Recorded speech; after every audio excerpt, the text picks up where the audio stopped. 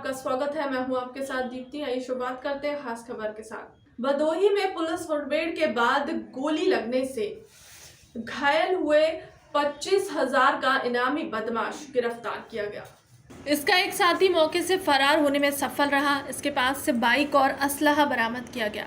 गिरफ्तार बदमाश पर 35 से अधिक आपराधिक मामले दर्ज हैं और यह वाराणसी में चालक की हत्या कर काजू लदा ट्रक लूटकांड का मास्टरमाइंड है। यह मुठभेड़ भदोही कोतवाली क्षेत्र के करियाव रोड पर हुई। यह रात में चेकिंग के दौरान पुलिस ने बाइक सवार को बदमाशों को रोकने का प्रयास किया। इस दौरान पुलिस से बचने के लिए दोनों बदमाश भागने लगे। पुलिस ने जब घेराबंदी की तब बदमाश ने पुलिस पर फायरिंग कर दिया।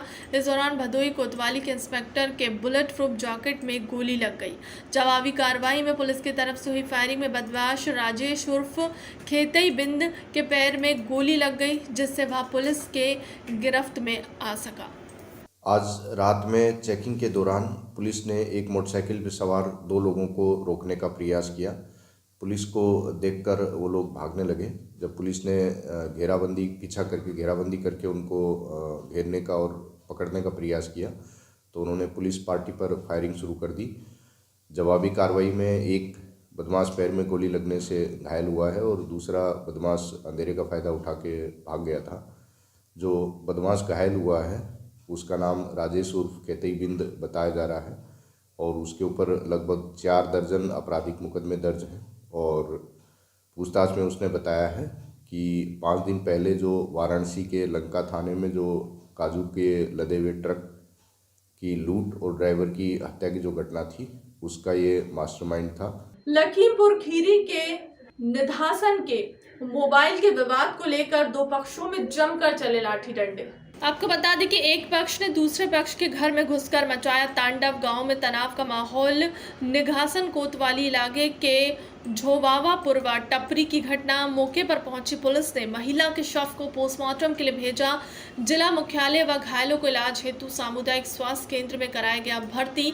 घायलों की हालत गंभीर है।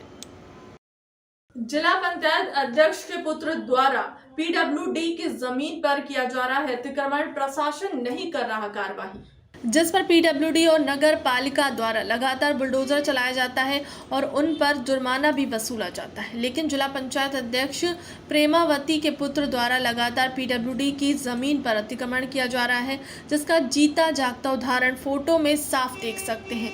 सांडी रोड कोतवाली के आगे पीके डायग्नोस्टिक और रिसर्च हॉस्पिटल के बाहर पीडब्ल्यूडी की जमीन पर किस तरीके से फाउंडेशन बनाकर जनरेट को रखकर पीडब्ल्यूडी की जमीन पर अतिक्रमण किया गया है, जिसके उद्घाटन में जिले भर के तमाम अधिकारी व नेता गण पहुंचे थे। लेकिन किसी भी अधिकारी और कर्मचारी ने इस अवैध निर्माण पर अंकुश नहीं लगाया है। फिरोजाबाद में डिस्ट्रिक्ट है कहा बार एसोसिएशन ने कहा कि अधिवक्ताओं को ना समझा जाए कमजोर, जिसका शपथ समारोह फिरोजाबाद के सीबी गेस्ट हाउस में किया गया। जिलाध्यक्ष राहत अली ने बताया कि डिस्ट्रिक्ट बार एसोसिएशन 5 बनाई गई है, जिसको मिलाकर एक मंडल बनाया गया है। मंडल का नाम संभागीय कर अधिवक्ता मंडल मैनपुरी बनाया गया है। उन्होंने कहा कि अधिवक्ताओं हित में और किसी भी समस्या के लिए हमेशा तैयार रहेंगे। उनके हर दुख सुख में कंधे से कंधा मिलाकर उनके साथ नजर आएंगे। अधिवक्ता प्रदीप कुमार पराशर कहा कि अधिवक्ताओं का हमेशा कमजोर समझा जाता है, लेकिन हम हमारे संगठन के जरिए अधिवक्ताओं को कमजोर नहीं समझा जाएगा। मैं राहत अली एडवोकेट पहली बार अध्यक्ष बना हूँ अपनी बार का। इससे पहले 2 बार निरंतर महासचिव था और अध्यक्ष बनने के बाद मेरे ऊपर काफ़ी बड़ी जिम्मेदारी आ गई है अपने अधिवक्ता साथियों की समस्याओं को लेकर के। लेकिन मैं अपने सभी साथियों को यह आश्वासन दूंगा कि किसी भी समस्या के लिए मैं हमेशा उनके साथ खड़ा रहूँगा। चेयरमैन संभागीय कर अधिवक्ता मंडल, संभागीय कर अधिवक्ता मंडल,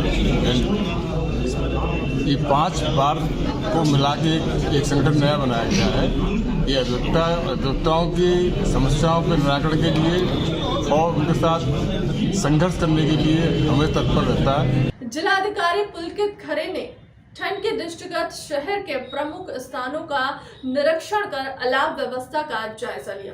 पीलीभीत में आज जिलाधिकारी ने रेलवे स्टेशन, बस स्टैंड, जिला अस्पताल, नकटादाना गोहनिया छतरी रोटरी चौराहे पर अलाव व्यवस्था देखी गई। भ्रमण के दौरान जरूरतमंद लोगों को वितरित किए गए गर्म वस्त्र व कंबल, उनसे बातचीत कर ठहरने हेतु पहुंचाया गया रेन बसेरा। संबंधित अधिकारियों को नियमित अलाव व्यवस्था सुनिश्चित करने हेतु दिए गए कड़े निर्देश। निरीक्षण के दौरान नाइट कर्फ्यू का भी लिया जायजा। अनावश्यक बाहर घूम रहे लोगों को दिए कड़े निर्देश। जिला अस्पताल के भ्रमण के दौरान तमीरदारों से ली स्वास्थ्य सुविधाओं के संबंध में जानकारी।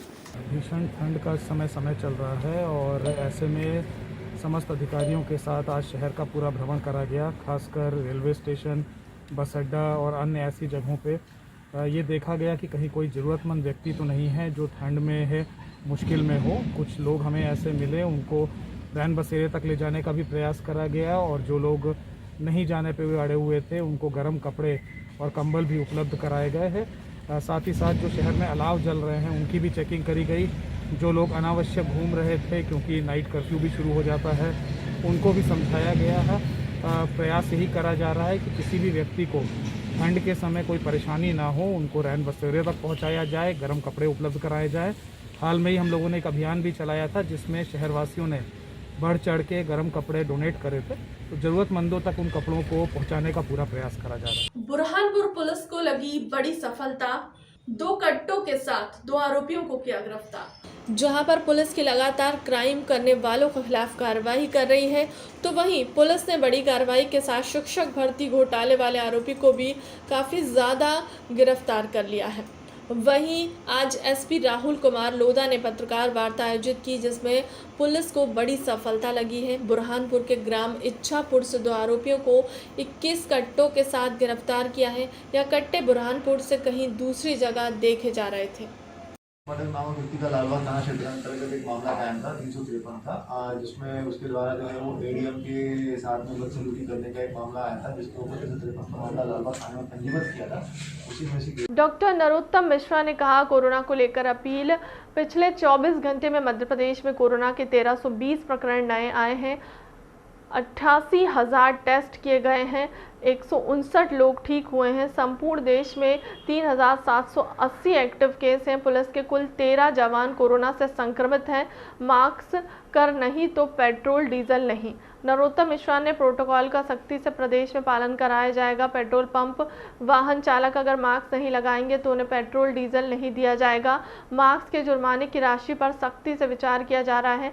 मैंने कल पंजाब के मुख्यमंत्री को देखा, टीवी रिपोर्टर के साथ में बिठाकर जाम को खुलवाने गए थे और इस बात से उन्होंने सिद्ध कर दिया कि जाम लगवाना और जाम खुलवाना दोनों ही उनके नियंत्रण में, उन दोनों में उन्हें महारत हासिल है। अतिवृष्टि को लेकर दिया बयान। कल अतिवृष्टि की सूचना गुना से, राजगढ़ से, विदिशा से आई थी। स्वयं मुख्यमंत्री इस मामले को मॉनिटर कर रहे हैं, उन्होंने आदेश दिया है। लॉकडाउन या कर्फ्यू की ओर अभी नहीं जा रहे हैं। अभी ऐसा कोई प्रस्ताव भी विचाराधीन गृह विभाग पर नहीं है। थोड़ा पिछली बार से और इस बार के वेरिएंट में भी अंतर है। पिछली बार परिस्थितियां भिन्न प्रकार की थी, रोगियों की, ऑक्सीजन की। इस बार जो रोग है, वेरिएंट है, उसमें लोग रिकवरी अच्छी कर रहे हैं क्योंकि वैक्सीन अधिकांश को शहरों में लगी हुई है। अब तक की खबरों में इतना। देश दुनिया की तमाम बड़ी खबरों के लिए बने रहे 100 न्यूज़ के साथ। नमस्कार।